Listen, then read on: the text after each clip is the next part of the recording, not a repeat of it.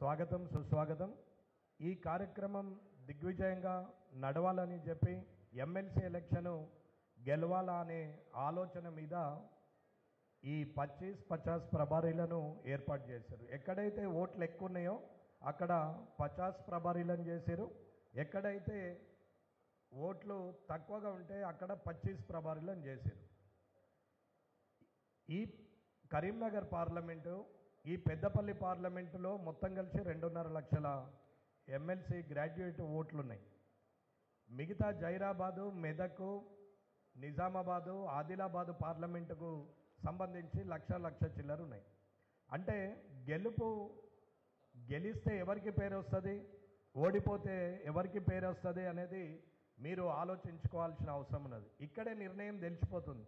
గెలిస్తే కరీంనగర్, పెద్దపల్లి పార్లమెంట్లకే పేరు వస్తుంది, అంటే బండి సంజయ్ అన్న గారికి, ఆయన సైన్యమైన మీకు. అదే ఓడిపోయినా ఆ పేరు కూడా బండి సంజయ్ అన్న గారికి మీకే వస్తుంది, వేరేది ఏముండదు. ఇక్కడ గెలిచినా ఓడినా బాధ్యత మీది. కాబట్టే ఇక్కడ 8-10 రోజులుగా ఇక్కడే తిరగడానికి కారణం ఏంటంటే ఓట్లు ఎక్కువ ఉన్నాయి కాబట్టి ఇక్కడ ఎట్టి పరిస్థితుల్లో టర్నింగ్ ఇచ్చుకోవాలని పాయల్ శంకర్ అన్న గారు కానీ నేను కానీ సంజయ్ అన్నతోనే తిరుగుతూ పోయినాం. మంచిర్యాల నుంచి సిద్దిపేట వరకు ఉన్నటువంటి ఓట్లు 2.5 లక్షలు. అక్కడ మెదక్ నుంచి మొదలు పెడితే ఆదిలాబాద్ వరకు ఉన్న ఓట్లు 1,00,000 చిల్లర. నా కాన్స్టిట్యున్సీలో 8,000 ఉన్నాయి. నేనున్నా లేకున్నా అక్కడ నిర్మాణము ఉంది. వారు 8,000 అంటే కనీసం సగం పైన ఎట్టి పరిస్థితులలో వేయించుకోగలుగుతామనే ఒక నమ్మకం ఉంది. కానీ ఇక్కడ నిర్మాణం ఉంది, సంజయ్ అన్న గారు ఉన్నారు, అత్యధికమైన ఓట్లు ఉన్నాయి. చిన్న పొరపాటు జరిగినా అది రేపు అన్నకు చెడు పేరే, కరీంనగర్ పార్లమెంటుకు చెడు పేరే. ఇది కరీంనగర్ అంటే యావత్తు భారతదేశంలో తెలిసినటువంటి పార్లమెంటు. కాబట్టి మీరు ఖచ్చితంగా ఆలోచించుకోండి. ఇందులో రాజకీయంలో ఇద్దరు ఉంటారు, ఒకరు అసమర్థుడు, ఒకడు సమర్థుడు. అసమర్థుడు ఎవడంటే పక్కోని మీద కంప్లైంట్ చేసుకుంటా, ఎంతసేపు పక్కోని మీద ఏడ్చుకుంటా, ఎప్పుడు పక్కోని మీదనే మాట్లాడుతూ ఉంటారు. వాళ్ళు పని చేయరు, కానీ నేను చేస్తా, కానీ అతను చేయనిస్తలేడు. ఇది కంప్లైంట్. ఇక సమర్థుడు అంటే ఎన్ని కంప్లైంట్లు చేసినా, ఎవరు ఏమన్నా, నేను అనే వ్యక్తిని రేపొద్దున కార్పొరేటర్ కావాలా, కౌన్సిలర్ కావాలా, సర్పంచ్ కావాలా, రేపు వార్డు మెంబర్ కావాలా, సొసైటీ అధ్యక్షుని కావాలా, సొసైటీ మెంబర్ని కావాలా, ఎంపీటీసీని కావాలా, ఎంపీపీని కావాలా, జడ్పీటీసీ కావాలా, జిల్లా పరిషత్ చైర్మన్ కావాలనే ఆశ ఉంటుంది చూడండి, వాళ్ళు సమర్థులు అవుతారన్న. అది లేని రోజు, పక్కవాడి మీద మాట్లాడిన రోజులు నువ్వు గునుస్తూనే ఉంటావు. దొడ్డికి పోయి చెరువు మీద అలిగితే ఎలా ఉంటుందో కంప్లైంట్ చేసిన లైఫ్ కూడా అలాగే ఉంటుందన్న. ఇది నిజం. రాజకీయంలో అలగడము, కంప్లైంట్ చేయడము అసమర్థులు చేసే పని. సమర్థుడు కొట్లాడతాడు, ప్రజల్లో గుర్తింపు తెచ్చుకుంటాడు. ప్రజలు గుర్తించిన రోజు పార్టీ స్థాయిలో ఎంత పెద్ద నాయకత్వం ఉన్నా నీ ఇంటి ముందడికి వచ్చి నిలబడుతుంది. అది గొప్పతనం, అది ప్రజలు గుర్తించాల. ఇవాళ నేను ఎలక్షన్ కన్నా ముందు నేను ఎవరికీ పరిచయం లేదు. ఒక్క ఎలక్షన్, ఒక్క గెలుపు.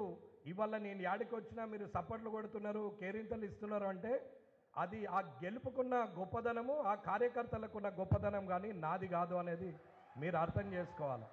ఈ స్థాయి ఒకప్పుడు సంజయ్ అన్న వస్తుంటే ఫోటోలు దిగుతుంటే, నేను 24 ఏళ్ళ నుంచి రాజకీయంలో ఉన్నాం, జిల్లా పరిషత్ చైర్మన్ చేసినాం. కానీ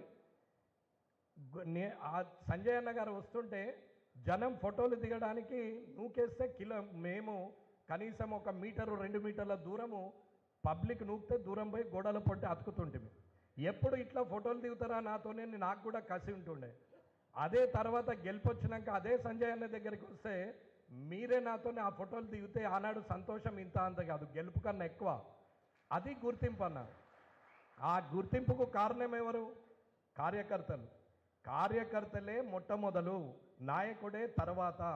మీరు గెలిపిస్తేనే సంజయ్ అన్న ఎంపీ అయిండు, మీరు గెలిపిస్తేనే ఎంపీ అయిండు కాబట్టి మంత్రి అయిండు. అది మీరు గుర్తించాలా. ఇకపోతే అంజిరెడ్డి అన్న, రేపు ఎమ్మెల్సీలా మీరు గెలిపిస్తేనే కరీంనగర్కి పేరు, బండి సంజయ్ అన్నకు పేరు. అందుకే సంజయ్ అన్నకు ఏమన్నామంటే, అన్న మీరు ఓట్లు లేని దగ్గరికి కాదు, ఓట్లున్న దగ్గర ఈ 14 నియోజకవర్గాలు సిద్దిపేట కలిపితే ఆ 15-16 నియోజకవర్గాలు ఏవైతున్నాయో వీటిలోనే కాన్సన్ట్రేట్ చేయండి, కానీ బయటకు వెళ్తే రేపు ఏమన్నా చెడు పేరు వస్తే మీకే వస్తుంది అన్న అని కూడా చెప్పడం జరిగింది. అన్నతో పాటు మేము కూడా ఇక్కడే ఉన్నాం. నా దగ్గర ఉన్న 8,000 పడ్డా పడకున్నా అది కూరల కళ్యామాకు తిరిగి అంతే, ఏమీ ఫరక్ పడదాడ.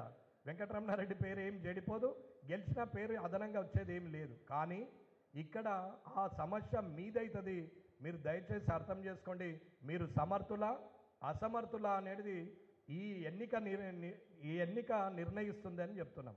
25 ప్రభారీలు కానీ 50 ప్రభారీలు కానీ, అంటే 50కి ఒక ప్రభారి కానీ 25కి ఒక ప్రభారి కానీ అనుకుంటే ఈ 4 రోజులు 23, 24, 25, 26 ఈ 4 రోజులు మీరు అనుకుంటే కాందేం లేదన్నా 30 ఓట్లన్నా వేపియచ్చు అన్న. 50 మందిలో 30 మన సైడ్ తిప్పుకోగలిగే శక్తి ఉన్నటువంటి వ్యక్తులు మీరు తిరగకపోతే ఏం చేయలేం, కానీ తిరిగితే 30 రాకపోతే అడగండి అన్న, 100కు 100% 30 వస్తుంది.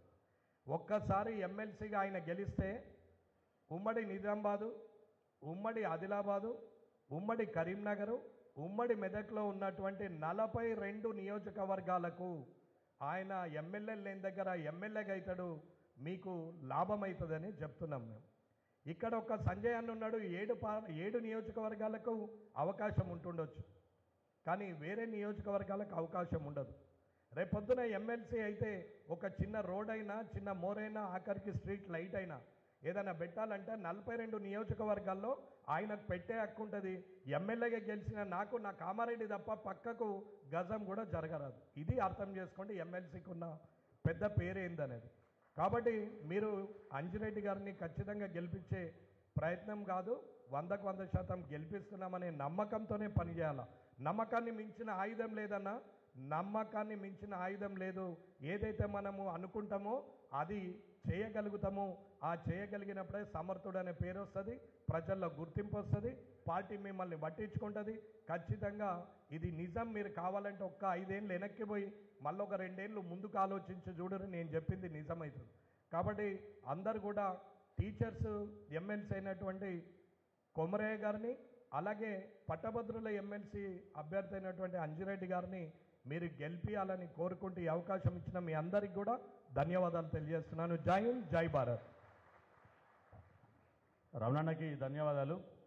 మన గ్రాడ్యుయేట్ ఎమ్మెల్సీ అభ్యర్థి పెద్దలు చిన్నమైల అంజిరెడ్డి గారిని మాట్లాడాల్సిందిగా కోరుతున్నాను. సభాధ్యక్షులు